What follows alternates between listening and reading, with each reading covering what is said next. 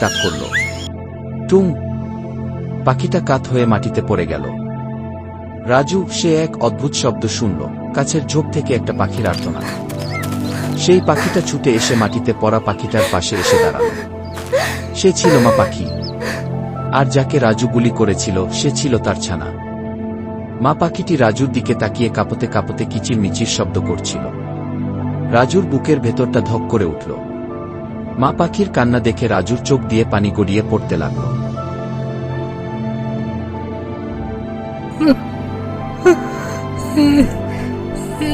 আমি কি করলাম?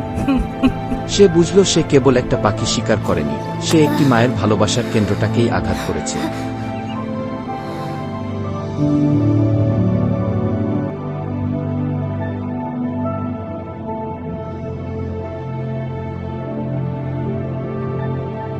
রাজু ধীরে ধীরে